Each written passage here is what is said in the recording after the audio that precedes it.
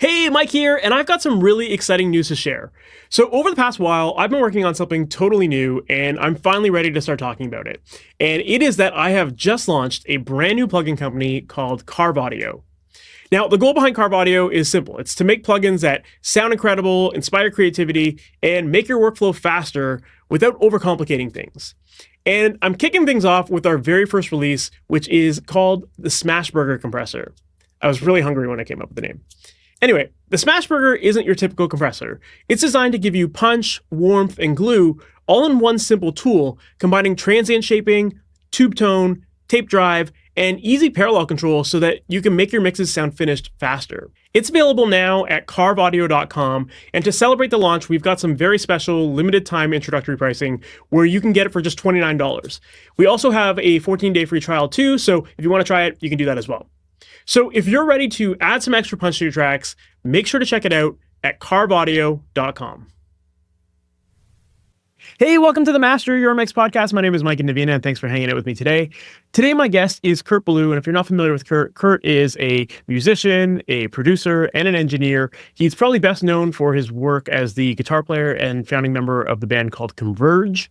And he also runs a studio out of Salem, Massachusetts called GodCity Studio. And in today's episode, we definitely dig into the guitar tones that Kurt gets, because Kurt is really well known for that. And he not only plays guitar and engineers amazing sounding records, but he also builds pedals, he builds guitars. He really knows the ins and outs of what makes great guitar tones. So in this episode, we dig into that process and talk about all of the little nuances of, making sure that you're simplifying your process to get the right sound, because it's so easy to overdo things, especially when it comes to guitars. And when you have a lot of gear like Kurt has, it's very easy to want to use more than you need, right? So we talk about how Kurt has simplified his process there, and how even with the simple process and simple setup, he's able to get these massive, massive guitar tones. So yeah, we dig into his process there.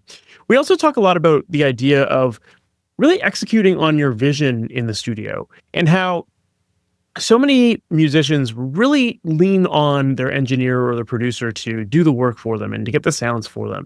And they put too much of their vision in the hands of someone else who doesn't have their vision, doesn't know what the artist is ultimately shooting for. And, this is something that I find in my own experiences, and Kurt talks about it in this interview as well. People who will send DI tracks to an engineer and say, get me a guitar sound. It's a very difficult situation for engineers to be in, because we often don't know the sound that the person has in their head. And so we can do our best judgment of what that could be, but there's a lot of risk there as far as like getting the right sound and people judging the quality of your work based on your personal taste versus theirs, which is what you're there to do. You're there to execute on their vision. So yeah, in this episode, we talk a lot about that idea of establishing the sound early on and then executing on that to make it happen. And then another great part of this conversation is that we talk a lot about how Kurt recently went back into some of his archives and has been reworking some of his early recordings and mixes. And we talk a lot about the learning experiences that he's had as a result of that, because sometimes when you go back into your archives, you realize like how simple things were back then, and how maybe you've overcomplicated things as you've grown to know a lot more information. But sometimes that overcomplicated side of things doesn't always yield the better results. So we get into Kurt's revelations about that and some of the big lessons that he's learned in that process too. So yeah, this is a really great conversation. Kurt is very clear with his answers, and you can tell he cares a lot about the records that he's making, and he leaves his ego at the door when it comes to this stuff and really wants to make sure that he's executing on the vision of his clients. And we get into all of that as well in this episode too. So with that said, let's just jump right into it. Kurt Ballou, thank you so much for being on the MasterYourMix podcast. How's it going today, man? Great. Thanks for having me. Nice to be here. Of course. For people who might not be familiar with you and who you are, what kind of stuff you do, and how you got into all this, can you give us that story? Sure. Yeah. I never thought I'd have a job doing music. Music's something I loved. It was maybe like one of the first things in my life that like I felt like I was good at from like when I was a child. and just participated in school band stuff, and eventually formed my own bands in high school. And my band Converge actually started when I was a senior in high school, and I'm 51 now, so we've been going amazing. for quite a while. Yeah, the singer and I have been together that long. The rhythm section has been in there since like 99 ish. But yeah, anyway, Still a very long time, yeah. yeah, a really long time. So I loved doing music. I went to a school for aerospace engineering, but ended up working as a biomedical engineer for a bunch of years and moonlighting doing a studio. Eventually, I was like laid off from that job that I had, and my moonlighting was getting pretty serious at that point. So I just decided to pursue the studio a little more seriously and see how long that could last. And that was in 2001 that I was laid off. So it's been 24 years that I've been doing this full-time professionally, which is great. I feel really fortunate to be in this position. When I got laid off, I ended up moving my studio to like a more permanent space, building that I bought, and built out my current tracking studio, which was technically my fourth location. I went from the parents' basement into like the punk house that I shared with other people. Actually, I used to live with this band called Piebald, and I just actually revisited like remixing one of the demos that I recorded with them in 1998, I think, which was really fun. That was like a 1-inch 24 track and just like a basement studio. Then I moved on to like a commercial space that wasn't really a real build out, and then by 2003, I was operating out of my tracking studio in Salem. And now I have yet another studio where I'm sitting now, which is the mix studio that I have at home. But I still have the tracking studio in Salem, and they're both designed by Wes Lachaux. But the mix studio has the benefit of a little more budget to build it out, but also like 20 years more experience of Wes's. So it's a really awesome space to work. That's amazing. It looks like a beautiful space. Yeah, it's turned out amazing. I could do some tracking here, but I'm not. I'm really just set up for mixing here. So the plan is to just mix here. You were talking about how you went to school for completely unrelated to music things, and you were kind of doing the studio in the background. When you were moonlighting, was it like you were running your own studio at that time, or were you working out of another place and like learning the ropes of the engineering? I never really had the benefit of working with or under anyone else, or like down the hall from other people. I wish I had. I feel like, I don't know. You can look at it through different lenses. When I started recording, it was a strange time for recording. There was the tail end of when you had to start with analog.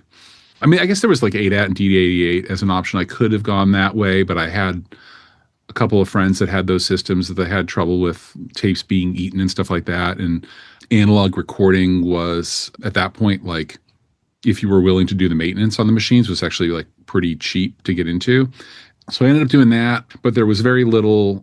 There weren't like the water cooler conversations that we talk about, and there weren't the internship or like assistant type of opportunities that you hear about. It was like kind of a time when like a lot of, especially like in rock music, a lot of people were just kind of on their own to learn. And we had news groups. So I had this news group called rec.audio.pro, which was, that was like sort of the forerunner to Gearspace. And I learned a lot from there. But I also learned that a lot of times the people that have the time to post on those forums aren't the people they're not out there doing the work. And so it took a little while, but I learned to take like that advice with a grain of salt. And, I realized that like, it's more important to like, it's good to like read about techniques but it's well, so, okay. So the way I learned this is the rec.io.pro, or AKA RAP, R period A period P period. They put out a compilation called the Rap CD, Rhapsody, where a lot of the frequent posters on that forum kind of got together and made a compilation that they like shipped out to all the other posters, so that like you could actually hear some examples of the work of the people whose advice you're taking. Because, at that point in time, there weren't streamers either. So you couldn't be like, and there wasn't Discogs, there wasn't All Music. So you couldn't be like, oh, this guy's like talking a big game about like what mic to use where, but like, does he really have any idea what he's doing? And you didn't know. You were just sort of taking advice blindly and like doing experiments on your own to see if these things worked for you. I ended up buying a ton of equipment just like on a whim because I heard that so and so liked it, and they talked very confidently on this forum. And then the CD came out, and like a lot of the music was just not good, not well recorded. So yeah, I learned that like I had to.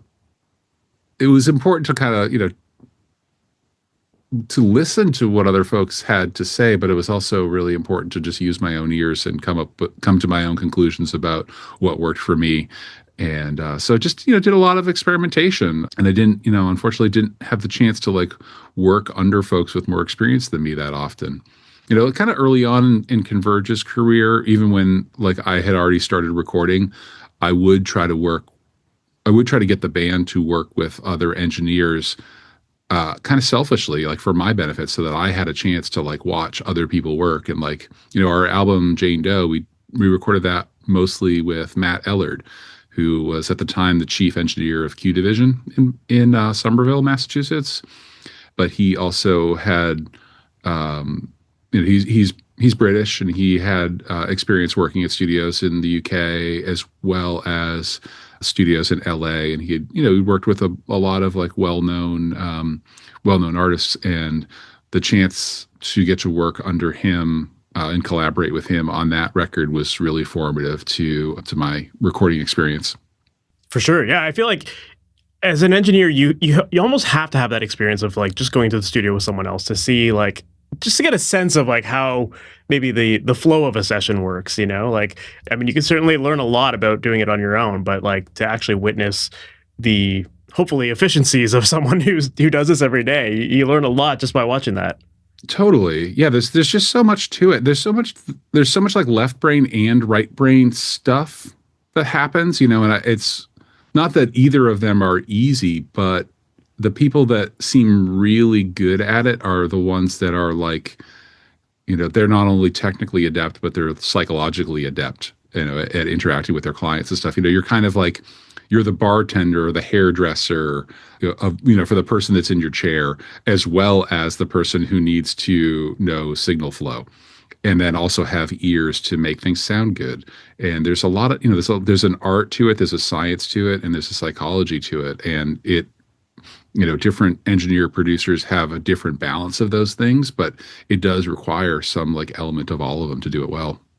For sure. Yeah. It's like the technical side of things is almost like the prerequisite for it. Like you need to be good at this if you're going to run a studio. So like it's all like the differentiating factor is everything else and how efficient you are and your interpersonal skills and all that stuff. So, but also the technical prerequisite isn't like you can check it off a list. Like you always need to update that. You always need to be increasing your skills and learning new skills, learning new software, learning new hardware, learning new techniques and all that. It's never a static thing where you can be like, yes, I have technical ability, put that aside. Now I'm going to work on the other thing. You're kind of always working on all of it.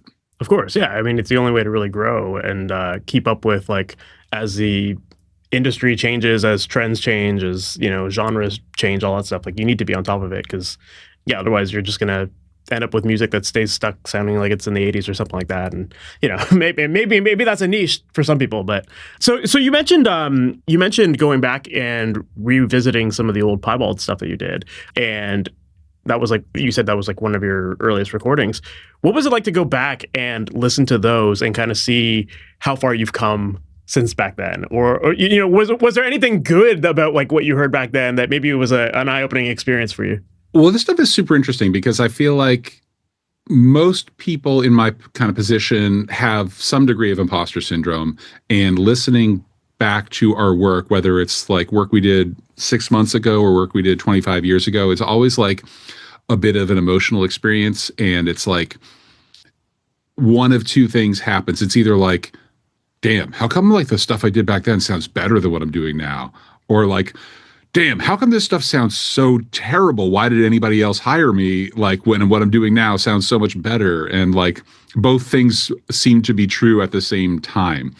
And, I've actually like, since culture tends to be on this like 25, 30-year cycle, there's been quite a lot of old projects that I've revisited lately. Actually, the thing that I'm working on today when we get off of this thing is remixing some other old demos that are also like about that old.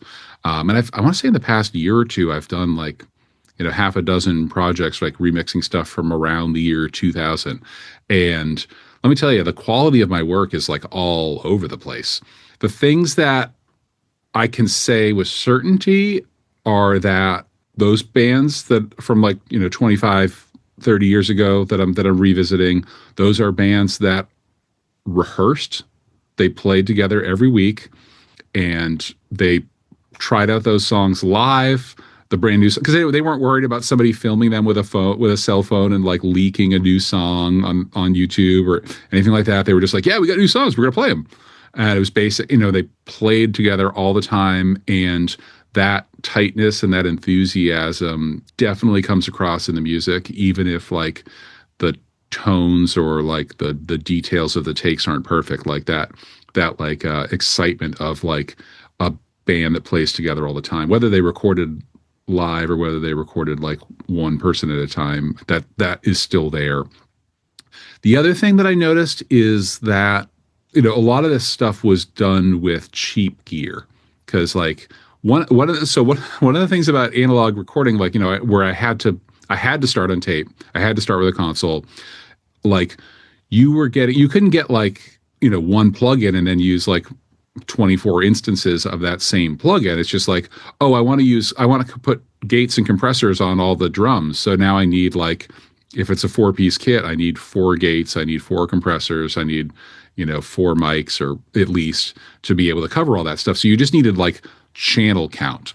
And so I ended up spending a lot of money on cheap gear just to have the channel count in order to like make records.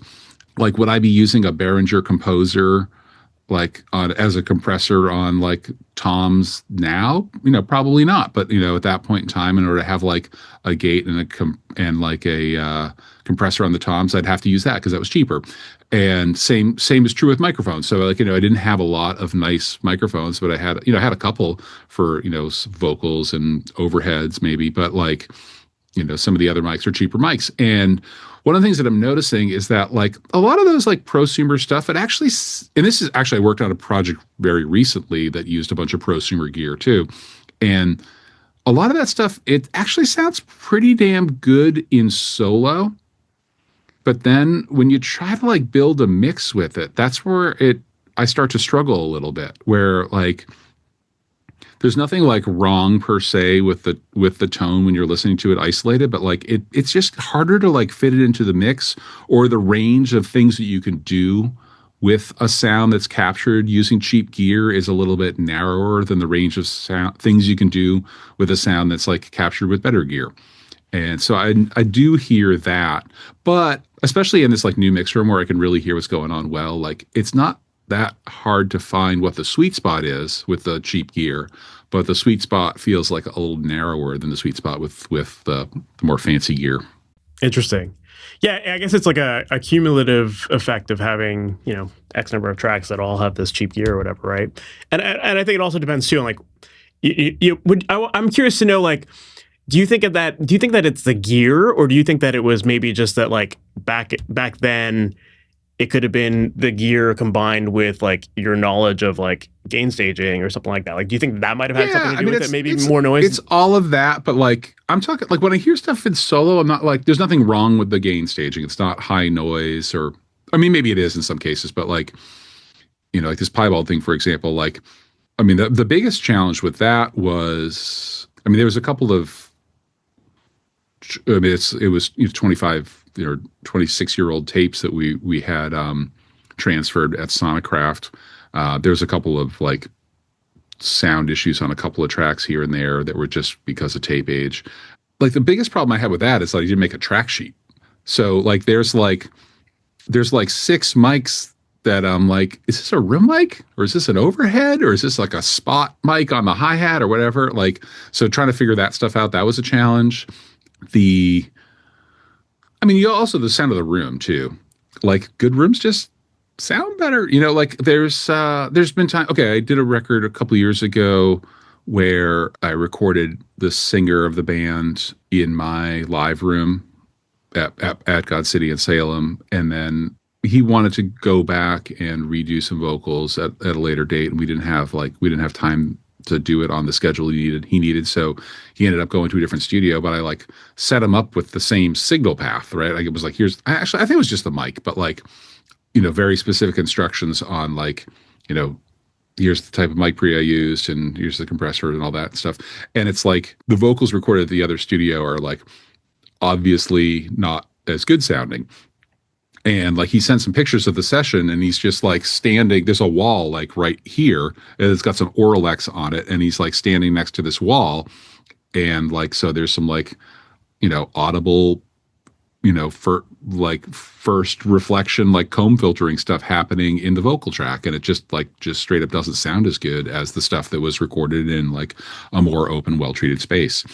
And which is fine. Like I'm totally like a proponent of DIY recording, but, the sound of the room really has a huge impact on the sound of the recording. Absolutely. So it's interesting because I feel like I've read some interviews with you in the past where you've talked about how mic placement is more important than the choice of mic or the choice of preamp. Like now that you've revisited some of this older stuff, do you still agree with that? Yeah. Yeah. I mean, I think mic preamps I don't want to say mic preamps are complete bullshit, but like, within the normal operating range, the difference between quality microphone preamps is not that great. There's obviously like a noise issue, and if things are not well maintained, there's issues. If things are, if they have corroding switches and are having dropouts, obviously that's a thing. But like getting like a good level on like an API versus a Neve versus like a Day King or versus a whatever, like it's not as big of a difference as it is moving the mic or choosing a different mic or turning some knobs on your amp or choosing a different cymbal or all that stuff. The source is way more important than the mic pre. There are obvious exceptions, of course, like I get that, but it's not the most important thing. It's not as important as microphone preamp manufacturers will have you believe. Fair. Yeah. I mean, there's definitely a level of marketing hype that comes along with any new product that goes on the market, right? So yeah, don't even get me started on an Atmos. I know. I recently experienced Atmos for the first time in like a proper setup, and I found it very like I thought it sounded awesome, but then the more I thought about it, the more I was like, this just seems so unobtainable for so many people. Are you getting me started on Atmos? I think you're getting me. Sorry, okay, we won't dive into it. I've already kind of had my rants on this stuff too. Yeah. Yes. Oh, good, man. No, short answer on Atmos is I'm not a total hater, but it does seem like there's quite a lot of like MLM scheme happening with Atmos, where it's like, if you don't get all these monitors, if you don't get this monitor controller, your competitors are going to get all of your business. But that is not the case. Fair. Yeah. And my takeaway from this whole event that I went to, after talking to the engineer that was there, I just asked him a simple question of like, now that you've spent all of this money, who are your clients? Like, are they major label people or are they indie people? And he was like, it's all majors. And so if you're not working with majors, it's probably not worth buying into all of this hype. I mean, it seems like the real benefit in doing Atmos mixing is for placement on Apple Music. They want to sell AirPod Maxes, and if they have a lot of content available in Atmos, then they can sell AirPod Maxes. So it's more of like a marketing decision than it is an audiophile kind of decision, because there's not a lot of people consuming music in immersive. And also the quality of the Atmos mixes that are out there, a lot of it is not good. A lot of it is not done by the original mixer, and there's mistakes in in a lot of this Atmos stuff. And so actually the last time I talked to Steve Albini, he reached out to me asking me about Atmos because he didn't specify to me, but I did the math, and I'm pretty sure he's talking about Nirvana was, about to have the record that he worked on mixed in Atmos, and he felt like he needed to get involved to do damage control to make sure that like it didn't get fucked up. So I think like I am taking an interest in Atmos more from like a damage control perspective. Like I want to make sure that like if something that I worked on is going to be released in Atmos, that it sounds right. Fair. Yeah. Yeah. All right. Well, we could probably have a whole episode just ranting about Atmos, but let's avoid that.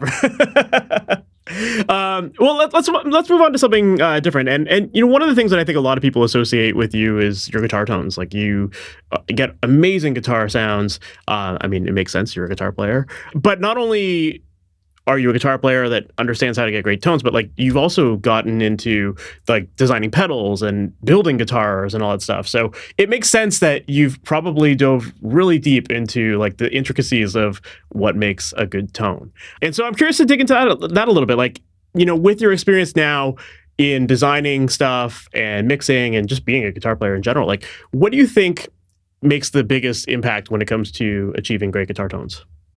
Yeah, I mean, it's just like that's a very deep question. I think taste varies a lot, and actually, one of the big benefits I've had in designing guitars and designing guitar pedals and manufacturing that stuff is now I'm not just designing for me. I'm designing for my customer base, which is it's related, like initially, like everything that I designed and everything that I built was just like entirely about my taste. But as I've made, like when I first started building guitars, they were all custom made. So they're no longer custom made at all. But, when I first started doing custom made guitars, people would ask me for all sorts of things like certain pickup configurations or certain colors or scale lengths or, nut widths or, all this different stuff that was different than what I would do for myself.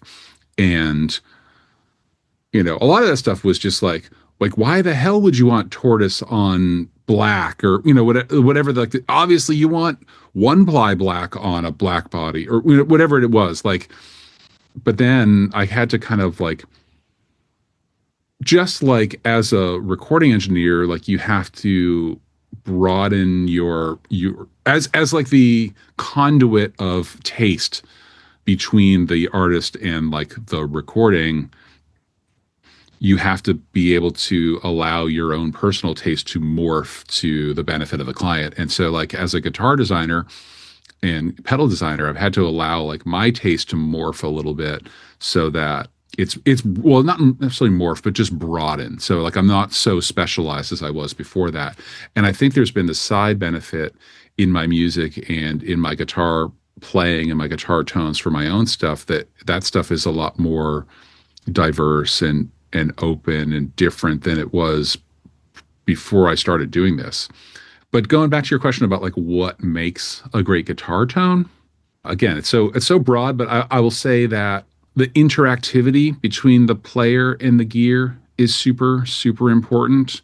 I'm not like a hater on amp sims and reamping and that kind of stuff, but I feel pretty strongly that like when you are recording a guitar part, that the tone that's going to be on the album is the tone that you should be monitoring while you're playing that guitar part, because like you're going to dig in differently. You're going to, how you do your bends, how hard you pluck, how hard you mute, like how resonant your mutes are, whatever, any of that kind of stuff like that is guitar playing is like informed by what you hear coming back from the speakers or from the amp or from the monitors, whether you're, depending on where you are. And so to set up like, like I have people like reach out about mixing all the time and they're like, yeah, we got the DIs done and like it's just ready for reamping. So we'll send you the tracks, you can reamp and mix. And like I don't want to do that. There's so much uncertainty in that. Like I want you to capture just capture the sound that's going to be on the album, because that's like what you hear affects how you play. So that's a really important thing.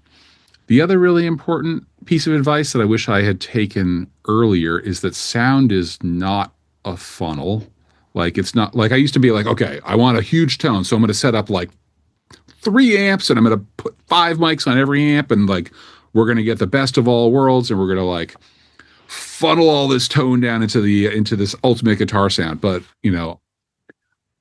and I have a lot of mics and I have a lot of amps and I want to use them all. So I have this tendency to like do too much with that. But what you're actually doing is creating, a number of phase problems, as well as like if one amp has like a really particular cool character to it, and then you take another amp that has a different cool character to it and you try to blend them together to get like the character of both. I think it ends up they kind of end up nullifying each other. Like, for example, one of the things I'm known for is like the HM2 style guitar tone, which is like a huge bump at 1K and a huge bump at like 100 hertz and not much else anywhere anywhere else in the frequency spectrum. And people all the time try to like come up with versions of that where we're like, oh yeah, we like this sound, but we also like this other sound. Like if it's like a metal band, it might be like a Ampeg VH140C or something like that. And that amp is pretty much like a full frequency spectrum kind of sound. And so by combining those two things together, in addition to like whatever potential phase problems you have, you are also taking that like big, like, you got the big 1K and the big 100 hertz, and then now you've added something that's flat on top of that. And now those like peaks become much smaller when those two things are combined. And so having like the courage to settle on like this mic sounds great, this amp and cabinet all sound this combination of guitar, pedal, amp, cabinet, mic preamp, EQ, this one signal path that's not very complicated sounds great. Let's like commit to using that, and that will give you like the biggest, most focused guitar tone you can.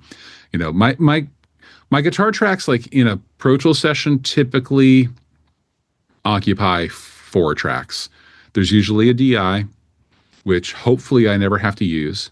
There's usually 2 microphones or sorry, 3 microphones, like 2 close mics and 1 room mic.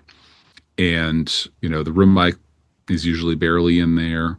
And then the close mics usually heavily favor one of the 2 microphones. And then also the 2 microphones usually sound very different.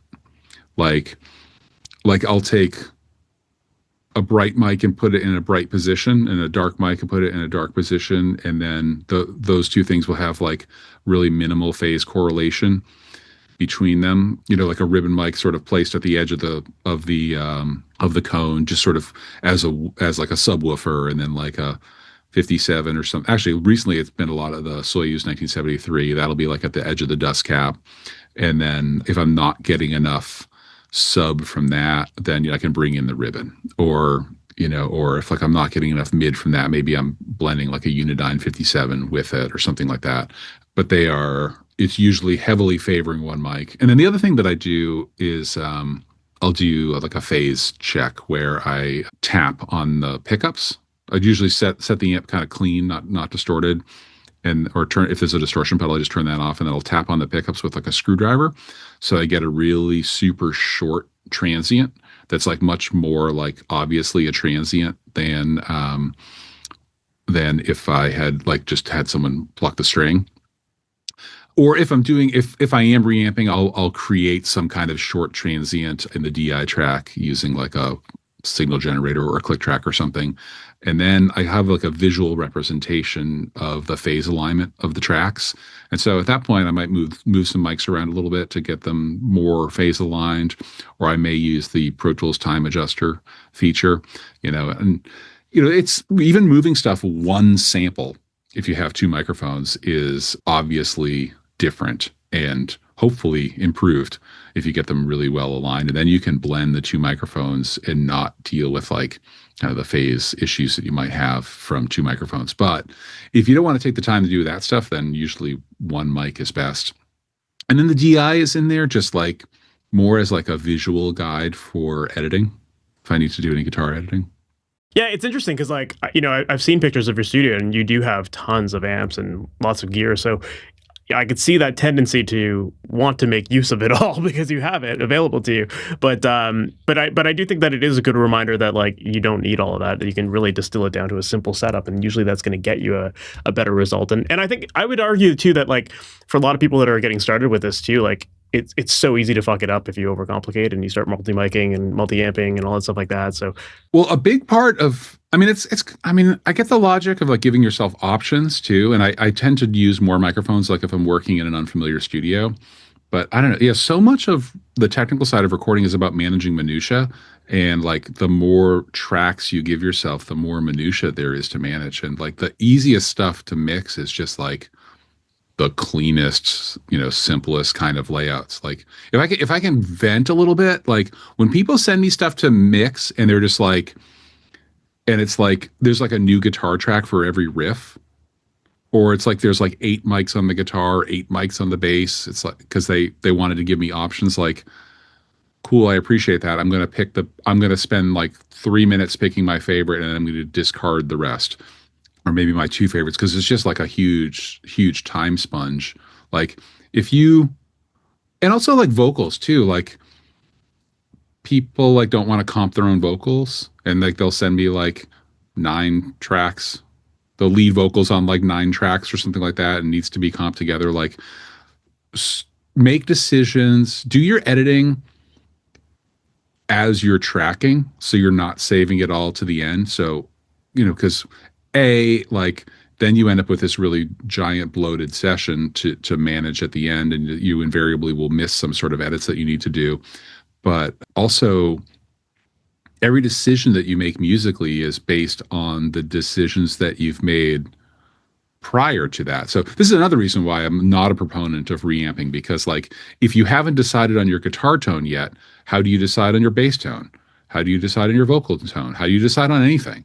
Like if or everything even is picking the still right instrument for the job too. Like if you haven't thought exactly, about that. or like even like I mean, I've worked on projects where people aren't sure about the arrangements, so they're like, oh, we got to record this guitar part like 4 different ways because like we're not sure which drum thing is going to happen here, and I understand that artistically, but like I think that's better done in a pre-production session, not like that's not minutia that I want to have to manage. It's so anyway, yeah, make a decision, decide on your guitar tone, decide on your song arrangement, decide on your tempo, make a decision, move on, and then build on those decisions that you've made rather than like leaving them all until the end. Fair. And I think too, to add to that, that like most people, even if they just send you, like, I'm in the same boat. I hate when people send me a DI and they're like, make a sound. It's like, well, in your mind, you have a sound that you want. And I'm either going to hit it or I'm not. And then you're going to judge the quality of my work based on whatever I think sounds good. But you have your own taste. So, like, why not lean into your own taste? So yeah, I totally agree with like committing to it. But also just like from a workflow perspective, like, what am I supposed to do? Like, reamp all, like, it's printed in real time, and you did 4 guitar tracks or whatever, and your album's 45 minutes long. So that's already 3 hours of printing, there. And then, so then I got to take the stuff that I printed, and then I have to make mixes, and then I have to print those mixes, and then I have to send you the mixes. And then you're like, can we try a little brighter, turn up the treble on the amp, or like, can you try a different amp? Or like, then you end up in this like loop where you're kind of going back and forth on like, trying to find a guitar sound remotely. And I don't want to do that. Like I have done some reamp stuff where the client's present for it, and that works a little better. But yeah, I try to avoid it if I can.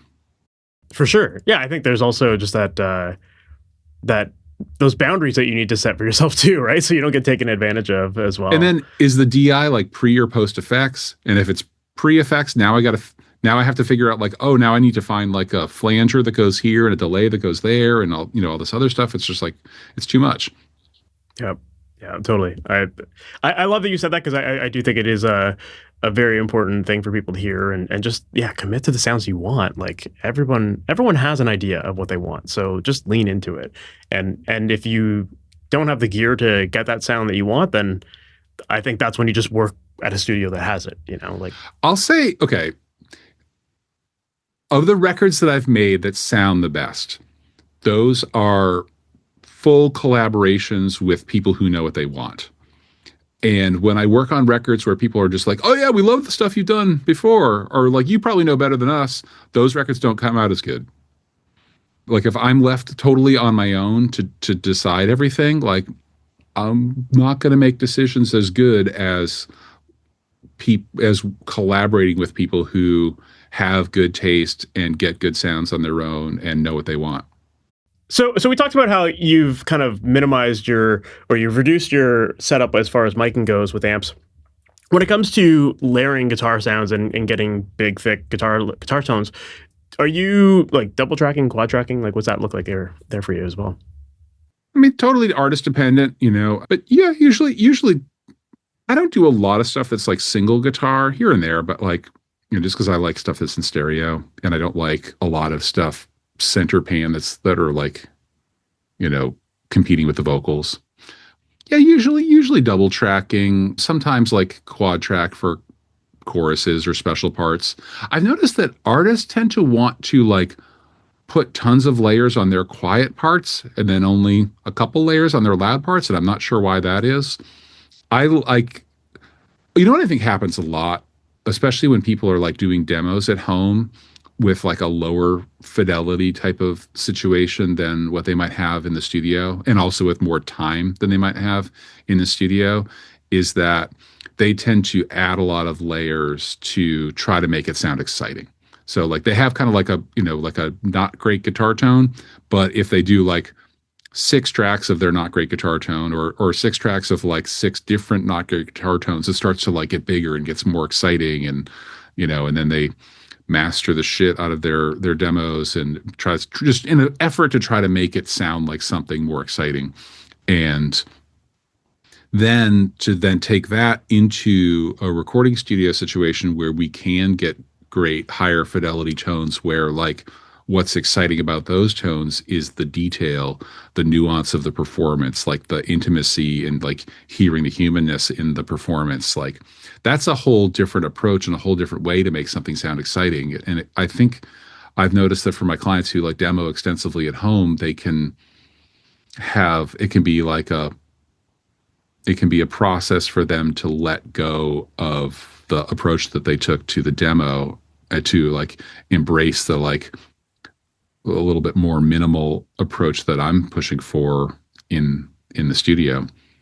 So yeah, I mean, I'm not usually doing a ton of layers unless they're like really pushing for it. Yeah, I think part of the thing with layering too is that people who aren't in a mixing headspace, like they're adding layers and it's getting louder and they're getting fooled by that loudness, and that's why they think it sounds better. But there's no regard for like the amount of headroom you have at the end of it or how it all really comes together. Yeah, that's why it's so different, like live versus recording. What you're saying is totally true. I have a client in particular that I won't name. Like when I've done mixes for them, like when they send me mix notes, instead of like turn the guitars up in the chorus, their mix notes is like, hey, we recorded some more guitars, put these in the chorus. And like, I can just turn up the guitars in the chorus. Like you don't have to send me more tracks to put in the chorus, but they send me more tracks to put in the chorus, which is bizarre.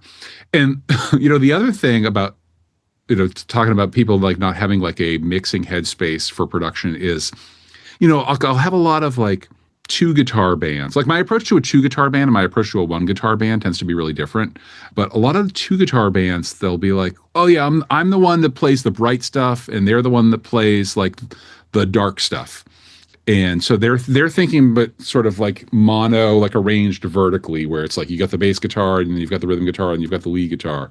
But like as soon as you spread that out in stereo, now you've got like, oh, the left side is dark and the right side is bright, which almost makes you want to mix the drums differently in the left and the right, because you're trying to like carve out space around the guitars. So, or like another client of mine where they do that, but it's also like the one on one side is like high gain and the one on the other side is like kind of low gain. And like, so not only is like the frequency spectrum really different on the left and right, but the dynamic range is really different on the left and right. And that may work in like a live environment, which is like fairly mono, but in like a studio environment is really challenging. So I'm like, with a band like that, I'll try to like encourage them to like maybe meet in the middle a little bit, or maybe they set up both guitar rigs at the same time and both players play through both of them simultaneously, but we like kind of favor the dark player on the dark rig and the bright player on the bright rig or something like that.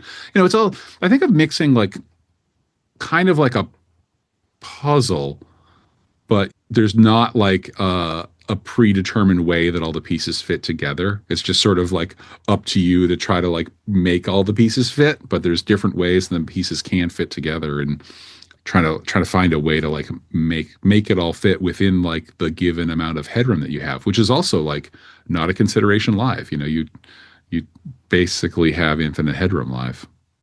Yeah. So you talked about how you would treat a two guitar band. Like what about a one guitar band? Like how would that be different? Well, I'll have a conversation with the guitar player early on. Like, do you want to like lean into the one piece nature of this band? Or, I mean, that's not the one piece, but the one guitar nature of this band, or do you care? Like, do you just want it to be big? And like, so for like my band Converge, like we're a 4-piece, like I'm the only guitar player. I did end up using 2 different guitar rigs for the left and right rhythm tracks on our new album. I got them sounding pretty close to each other, but they're a little different. And that was just more like for fun for me. But a lot of one guitar bands, like they really want like same rig, both sides, double track it verbatim. And like, let's not make it sound like 2 different people played rhythm guitar on this song. I mean, even like some 2 guitar bands are like that. Like they're like, well, we have 2 guitar players, but like it's really more for live, and we don't really want it to sound like as if 2, like a thrash bands, especially, like you don't really want the difference of the way that 2 different people play to come across. You just want it super tight. And like the more variance you have between the left and right guitars, if you're doing like a wide pan stereo double kind of thing, whether that's guitarist, guitar, amp, pedal, whatever, like the more differences you have there, the wider and bigger it is, but also the looser it is. So like how do you want to balance like looseness versus bigness, tightness versus smallness? Like what is important to the project, and then kind of make some decisions based on that. For sure. But I think everything you're saying here, it just keeps coming back to this idea of having that vision for your songs before you even start. And when you have that, then you know what decisions need to go into it. You can make the choice of whether you're going to be double tracking or, using different rigs and all that kind of stuff. So, but you can only do that when you know where you want it to go, and you can express that early. Right. Yeah, absolutely. One thing I'm curious to ask about too is like you work on a lot of heavier stuff that even with like the stuff with Converge, like your guitar tones, there's a lot of chaos in there sometimes, and it can get like pretty fuzzy and stuff like that. But your tracks never feel like they're out of control. Like to me, like there's still clarity there, and so I'm curious to know like how do you capture that, for lack of a better way of putting it, like intentional messy tone, but still keep that clarity and the punch and everything that comes along with it. Well, I mean, so much of that clarity and punch is like it comes from the drums, and it's just sort of implied in the guitar, but the drums add like the transient to the guitar signal. And so, Ben's like a really precise drummer, and we usually get some like really attacky drum tones. So that it allows the guitars to be forgiving sometimes. And I'm strategic about when I go for precision and when I go for mess, and the contrast between those things is interesting. I think what I'm thinking about more than anything with my own music is memorability, because like I know that I'm in like a pretty harsh sounding band, and I have like a singer that's definitely not for everyone, and still bearing that stuff in mind, how can we make the songs memorable? And that's done through contrast. It's done through song structures. It's done through like, a mix of like melody and dissonance within the guitar playing. Yeah. Well, it's kind of a different formula in every song, but yeah, that's kind of the basic idea. Gotcha. And what about like when it comes to tracking bass and like getting like the bass to feel full? Because like when you have a lot of fuzzy stuff, it tends to kind of eat into those bass frequencies. So as far as like getting the bass and the guitars to work well with each other, what's your normal approach there? Well, I tend to record bass after guitar for most projects, because like in most cases, like the bass sound needs to conform to the guitar sound. In most cases, like the guitar player maybe has their head wrapped around the project a little more than the bass player does. Or they might be like the primary songwriter, like more than the bass player. Not in every case, but in a lot of cases. And then also, even more important than any of those things is the tuning. I'm maybe not as I'm more like rhythmically sensitive than tuning sensitive versus some other people, but I still am tuning sensitive. And with so much of the music that I record being down tuned, it's really hard to get the bass in tune. And oftentimes, like if you're tuning in C or lower, like you might be tuning the bass 15, 20, 30 cents flat on the tuner in order to get like, the wow of the string to, as you're plucking it hard, to be in tune with the guitars. And I think higher frequencies are easier to judge pitch than lower frequencies. So if you do guitar first, then it's easier to get a bass that's in tune with the guitar than if you could track bass first and then have to try to make the guitar conform to that. And really, like, I mean, another thing about like making decisions and moving on is that like whoever goes first kind of sets the pace, and then everyone that follows them has to conform to what's been done first. And so like, I witness like a lot of disputes between multi-guitar player bands or guitar players and bass players of like, well, that's how you showed it to me. You showed it to me on 4th fret. No, it's on 3rd fret, or like whatever. It's like that kind of classic stuff. Like, guitar player discussion. Yeah. Classic. And,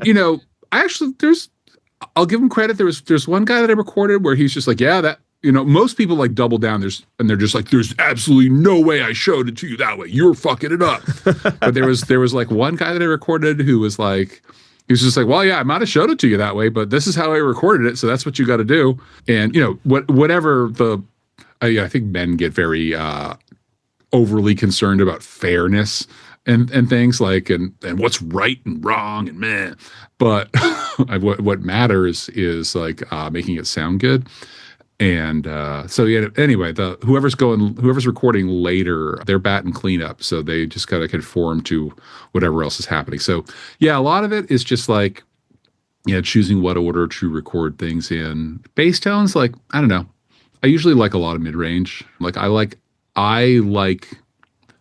my personal taste in bass tone is probably like a little cleaner and clankier than what a lot of the bands that I record like.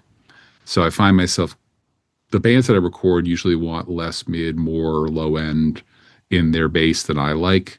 And I tend to like, like G's Lizard kind of bass tones, or like if you see somebody loading in and they've got an EGC bass, like, and they've got like a Tronographic Rusty box, like that's probably a bass tone that I'm going to like, but it's not always the thing that's right for all the records. I do find myself using Helix on bass a lot. Yeah, there's something about that plugin. I'm like really, I don't want to say I'm a power user of the Helix platform, but I've got a lot of experience with it, and I find it to be super flexible and good sounding. And yeah, like a lot of the bass that I do ends up, leaning heavily on Helix. Like I'm working on a project now that is like a blend of Helix, and then we reamped the bass as well out of, I know I talked a lot of shit on reamping, and here I am reamping, but we ended up reamping the bass out of this old Trainer YBA3 that's like kind of like my favorite bass amp. It's like very like classic rock, like the Strokes would probably use it, or Rolling Stones or something. It's very like mid forward kind of bass tone. And then I ran that into one of those Ampeg Venture 2x12s, which is like a neodymium speaker cabinet, but it sounds awesome. It's like the perfect midpoint between like an 8x10 and a 215. But then mic that up with the AKG D3600, which is like a real sleeper, weird mic that I use a lot on bass. It's like very mid forward. It's a dual element mic, and the elements I think are actually out of phase with each other, and it makes it sometimes hard to get that mic to play nice with other mics if you're doing like a multi-miking situation. But as a single mic on bass, it's like, it has this like super throaty, like low mid thing that I've never gotten from anything else. And that even further filtered, blended with like the scoopy nature of some of the helix tones that I get, works really super good. So you've got like a lot of like mid-range snarl and, attack from this microphone blended with kind of the the air and the depth of like the helix platform, makes a really killer bass tone mixed together. So that's the thing that I've been leaning into lately. But yeah, I don't know. You're splitting your bass tracks then to like get that clarity of the low end and have like yeah. I mean, I split like I'm very not afraid of multiband stuff, like across the board, like splitting bass into, whether that's like with like actual multiband processing or whether that's just like a multiband mindset where like, this is going to be the bass component of my sound and this is going to be the treble component, this is going to be the mid-range component. Like I'm really not afraid of managing that kind of stuff. So yeah, with bass a lot of times there's like I don't tend to use like sub kick, subwoofer type stuff very often on anything, but like there will be something in bass that's like getting the sub. Like a lot of times, like a D112, for example, on bass, like that'll get the highs and the lows, but not really the mid range. And so like I'll bring in like an ATM 25 for the mid range, or the D3600 for the mid range, or ATM 23 or something like that. Maybe I'll have a ribbon mic on it. Maybe I won't. Maybe it's helix. It can be any number of things. But having this like mindset of splitting the signal into its bass, mid, and treble components, and then in mixing, kind of the same thing. Like I might use a multiband thing on it with like the bass, like the low band could be controlling bass frequencies to keep those level regardless of where the bass player is playing on the fretboard, so that there's always some kind of like sub bass component even when they're up there playing treble over here. Or it could be like a sidechain thing where I'm just like ducking the bass guitar off of the kick mic to get that out of the way of the sub bass of the kick. I have been using like FabFilter Pro MB for that kind of technique a lot. Although recently I got into the idea of, it's funny. So much of like the like when you go on YouTube and you're looking for like recording tutorial type stuff or mixing tutorial stuff, it seems like all of it is either like some kind of like modern metal stuff or it's dance music. And it seems like those two things are driving a lot of the technology and the techniques. And in dance music, they a lot of folks are using what they call ring mod sidechain for like bass management. I don't know that term is really appropriate. I feel like it's more like amplitude mod side chaining stuff. But you're basically like using like an envelope follower for your side chain rather than a compressor. So there's no attack and release time. It's actually just like tracing the shape of the waveform and using a compressor that can like, you can sidechain the compressor off of like an envelope follower can make your like low frequency sidechaining much more transparent than using like a multiband comp type thing. And it does require a certain degree of like routing management so that there's not like a delay comp issue with how that stuff is done to get it to really fire correctly. But that can be really powerful. So that's another thing I'm doing with bass. But yeah, I do like the multiband stuff, like kind of with everything, like with guitars, for example. Like I'll have like a multiband comp on guitars for the upper mid range that's keyed off the vocals. So like when the singer's singing, like the clarity range of the vocal ducks the guitars a little bit within that frequency area, so that the guitars can still be present, but the vocals get a chance to poke through. With drum mics, like I use like the Isotope Neutron plugin quite a lot, and that's like a whole suite of signal processing, and all of their stuff can be made into multiband processors. And one of the ways that I get around using a lot of drum samples is by like treating the drum microphones with multiband processing, so I can get like kind of the consistency and the fullness that a lot of other people lean on samples for, but just out of the microphone. Doesn't always work, but a lot of times it works. That's very cool. I love those suggestions, and yeah, the sidechaining guitars to vocals thing is something that I have never thought of myself, but it makes sense that yeah, if you go gentle with it, you're not going to neuter your guitars, but you're still going to get that clarity, right? In Pro MB, it's like a 2 dB range or something like that. It's just like a little subtle move, and that's what mixing is for me. Like it's just all these little like that. Well, that's what separates like good mixing and it from average mixing is those like little subtle things where like you don't even like just bypassing that plugin, you might not even hear it, but like once everything's stacked up, it's like doing a lot of things like that. The cumulative effect of them is a mix that can be clear and also loud and discernible. Absolutely. Well, another thing that I wanted to ask about is the fact that you tend to engineer all of the Converge stuff. And I know a lot of people listening to this are working on their own music as well. And a lot of people struggle with the idea of working on their own stuff because they never know when it's done, or they get in their head because they've heard the song so many times that they have demo edits or something like that. And I'm curious to know how you keep your objectivity when it comes to working on your own stuff. Well, my bandmates certainly force me to. That's one of the things. Yeah, working on your own stuff has a lot of challenges, right? You are face to face with your own lack of ability when doing it. So pride is a major factor in that thing, and I'm probably too proud at this point to task someone else with working on our stuff. Like that would be like shameful to me if I needed somebody else to mix a Converge record or something like that. When there really isn't any shame in that, but like that's just kind of like how I feel internally.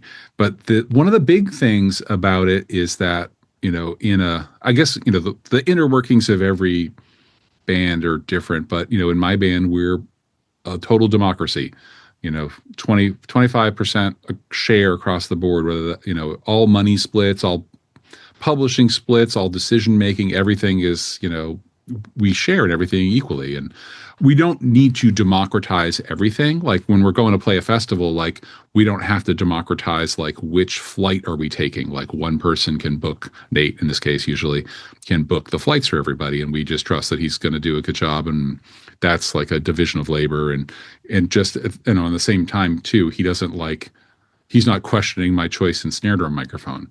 Like there is a division of labor that happens within the band where we respect each other's authority in different arenas, but we are an equal partnership. And so to go from being an equal partner in the songwriting process to being kind of like the boss of the recording process, it's maybe harder for me than it is for the other guys. Like I think that I'm very aware that our relationship is different in a recording situation than in every other situation. And so like I really try hard to not be too stern with my opinions on things and try to make sure that I'm always polling them and make sure that they're happy, because, I know it is important to me that they feel like that they never were to feel like, hey, this record would have turned out better if we went with some other engineer or something like that. So it's in some cases, I think I'm doing that to a fault. Like, there's some things like the guitars might not be loud enough on the new album, and that might be because other people want to hear themselves louder. And I'm not 100% sure that that's true, but that's the kind of thing that can happen when you record yourself. Like you said, you can also spend way too much time on things and not be able to see the forest through the trees. I think I'm pretty good at not doing that. I mean, part of it is, especially since becoming a dad, I have commitments to my family, and I can't just belabor things. I can't let things drag on endlessly. I mean, but even then, like, yeah, I did probably spend more time than I wanted on the new album and had more self-doubt than I wanted on our new album, and mixed and remixed it too many times. But it's just the nature of doing it, but it's what I love, and and I accept that I'm going to be like that going into it. Fair. So then in your process, whether it's with Converge or when you're working on other people's stuff, like, do you have a way of identifying when you're done with your mixes? Oh, when the time runs out. So like everything that I do is all like when I'm budgeting for a project or booking a project, it's like I mean, now that I have a mix room at home, things are getting a little bit more flexible, but like, I don't think it's really a good thing. Like, I think things should be budgeted with a specific window of when things need to be completed. And having a deadline is helpful for a lot of people. And it never really feels like enough time, but you also have to let go. And you spend too much time on things and you lose all your perspective and you don't know if it's good or not. And a lot of times, like, you get to a point where, you definitely get to a point of diminishing returns at a certain point, and hopefully that's where the mix ends, and not at the point where you're actually like making it worse by trying other things. So yeah, I know when the mix is over, when the time runs out, and that's one of several reasons why like all of my bookings and billings are all time based. So I know that some of my colleagues might charge by the song. I feel like there's no way I would be able to do that with the density of my schedule. It's just got to be like, hey, we're to agree that we're going to get this record done in X number of days, and these are the days that we're agreeing to, and that's that, and it's done when you run out of time. And then 3 months later, or whatever, however long, it's like, oh, I really want to mix it one more time, and then you figure that out, which is as I've I've been moving to like a little more of an in the box workflow, and it does make those things easier. But I kind of hate it. I just want to make decisions and move on. Fair.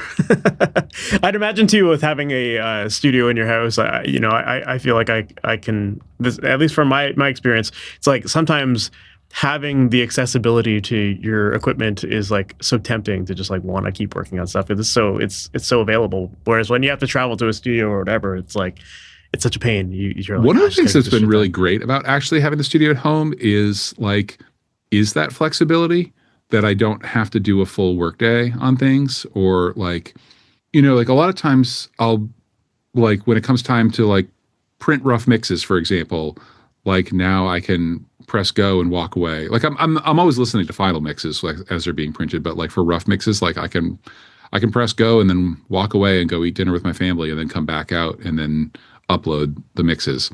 That's another reason one of many reasons I'm a strong proponent of the everything in like the whole album in one session, is because when you have that, you can press record and then the whole album gets printed, and then you chop that up and you upload like the whole album to the band every day that you're working on mixes. So yeah, being able to like, jump into the studio for 15 minutes here and there as needed is really awesome, versus like when I was like mixing in Salem, I would when it came to that process, I would have to find something to do to kill time for an hour while I'm printing mixes or rough mixes. And so it gives me, I can be a little more efficient with my time here working at home, which is nice. Love it. So the last question I always like to ask everyone is, at the end of the day, like, what in your mind makes a mix sound great?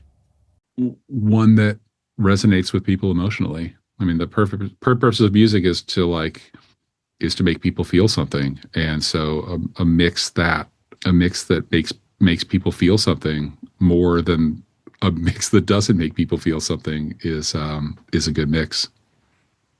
At least from an emotional perspective, and you can then decode the technical stuff from there.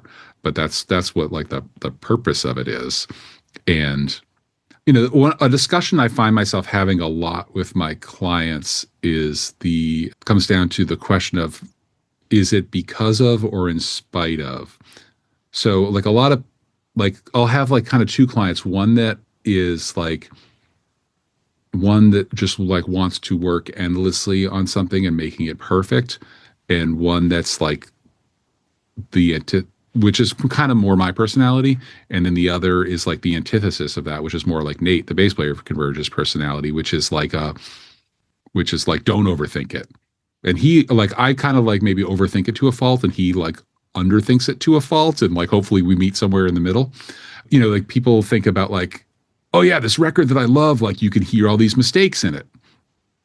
And like, so we shouldn't really worry about like fixing the mistakes, or we shouldn't really worry about like if this thing is too loud, or we shouldn't really worry about like, this minutia. And then, but that makes me think of the question, is that record great because of that stuff, or is it a great in spite of that stuff? And conversely, is the record that is like completely perfect from front to back, is that record great because it's perfect, or is it great in spite of the fact that it's perfect? And that's kind of an unanswerable question, but the answer to the question is like, does it make you feel something? Do you feel like the desired effect of the song? And like, is like the noisiness of, and like chatter and all that stuff of like Nirvana in Utero, is that why the songs are great? No, it's like a cool, compelling thing that like draws you in. But like when I'm recording a band whose songs are not as good as Nirvana's songs, and they want to like add all this, noise stuff, or they want to like not cover up the noise stuff, like, or like they don't want to edit the drums, they want to like keep the bad feel, that kind of stuff, because they feel like it's more authentic. And I'm like, it's just not you're not Nirvana. Like, like those songs are great in spite of like how they were captured, and like trying to like find some of that magic, like work on the songcraft more than like your acceptance criteria for mistakes and like errant noises and stuff. For sure. And I think just like as an engineer, you just become so aware of those little technical imperfections. Like you're on the lookout for that stuff as you're working all the time. So it can kind of ruin music to some degree when you start to hear it in other tracks. When I love it when they keep it in, but when I'm hearing a song that I love and I'm like, and like I pick out something, I love that. But like if it wasn't a song I love, then I would never have heard that stuff. Like if it's not a good song, it's not going to get to me as a music listener. It's probably not going to get to me, and so I'm not going to hear that kind of those like imperfections. It's just kind of fun to hear like little things like that in a song that and love. For sure, yeah. And I think anyone who's not an engineer is just listening as the big picture, and there's a lot more leniency there for sure. Like my mother probably doesn't even know what instruments are on her favorite song. Fair.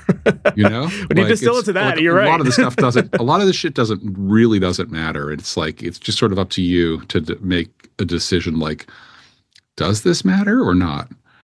Yeah. I remember doing a tour of RCA studios in Nashville, and they were talking about an Elvis track, and they said that he was tight on time, had to come in, record a vocal or whatever. And I can't remember what song it was, but if you listen to the isolated track, you hear him like bump into the microphone and you hear like the bang of it. But they were like, you know what? This fucking sounds great. It's like the feeling is there. We kept it. He had to run. Like that's what got released and it became a hit, So yeah, fucking Frank Sinatra, he'll be like a fucking measure late on something, and it's done with like such confidence that it's like awesome. But you know what I mean? Most of the people that I record, if they're a measure late, no, fucking get back there and do it again, or I'll move it. Yeah. Well, yeah, I guess, yeah, I think, at the end of it all, you're right. It's just, no matter what side of the spectrum you're on, whether it needs to be perfect or not, it's just the feel has to be there. And if you get that, then that's going to be passable for the majority of people listening to this stuff. So, yeah. Awesome, man. Dude, I don't want to take up more of your time, but appreciate all of your awesome advice that you gave here today. If people want to learn more about you or maybe even work with you, like what's the best way for them to do that? Well, I don't update my website very often or post very much on the socials, but like I'm GodCity Music on Instagram. I'm Kurt Ballou on Facebook, which I basically never post on. GodCityStudio.com for my studio, GodCityInstruments.com for my guitars and pedals that I build. I just released a new batch of guitars actually, and I have some basses in the future. That'll probably be the last chance to get anything this year.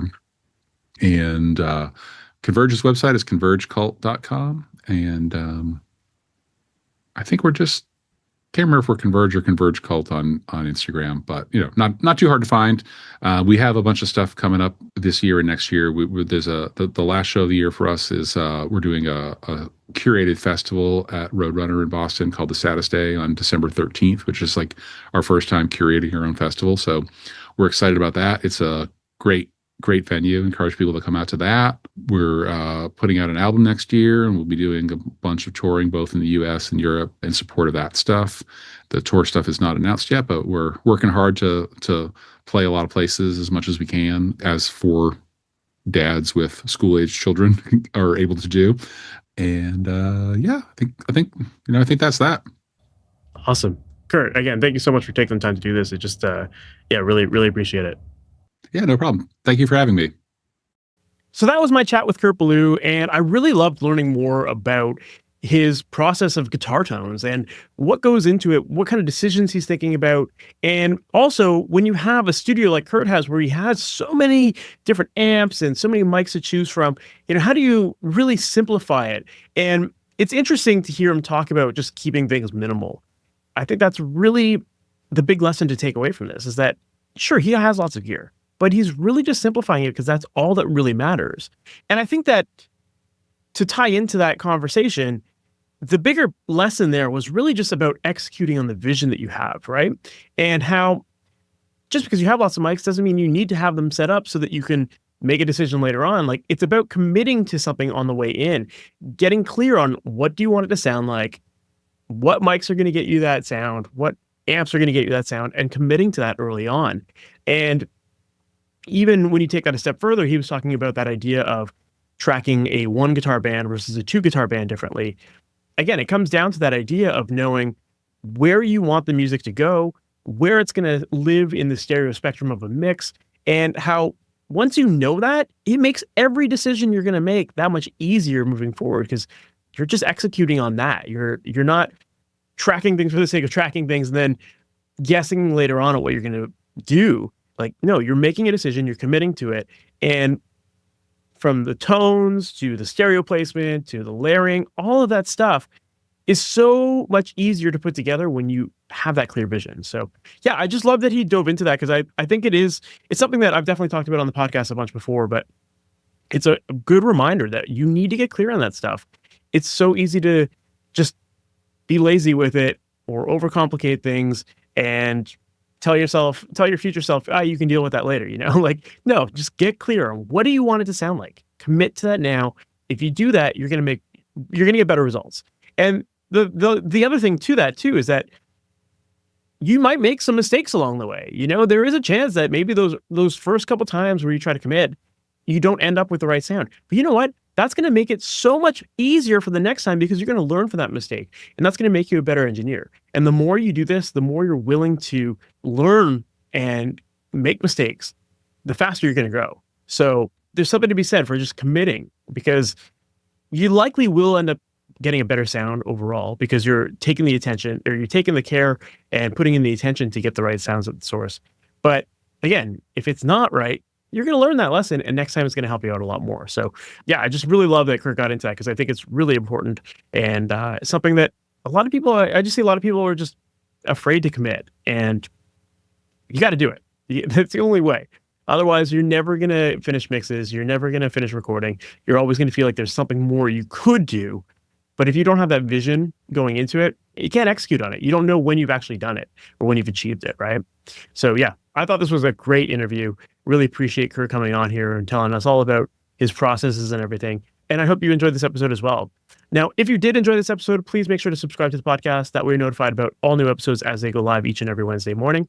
And if you need help with executing your vision, or maybe even establishing your vision for your music, and you want one-on-one help to guide you through that process of recording, editing, and mixing your music with that vision in mind, knowing what kind of sounds to dial in, what kind of gear you should be using, how to set up your mics, what to be listening for, how to edit everything properly, how to mix it all properly to make that vision come to life. That's exactly what I help my students with inside of my coaching program, Amplitude. In that program, we're establishing that vision early and then giving you that step-by-step process and allowing you to develop a workflow that is repeatable, that allows you to have way more focus, and allows you to make the decisions that you need to make to adjust to different sounding projects, right? It's not about a templatized approach where you do the same things every time. No, it's about understanding the mindset of why you're making certain decisions, why you're choosing a certain piece of gear, why you're panning something in a certain spot.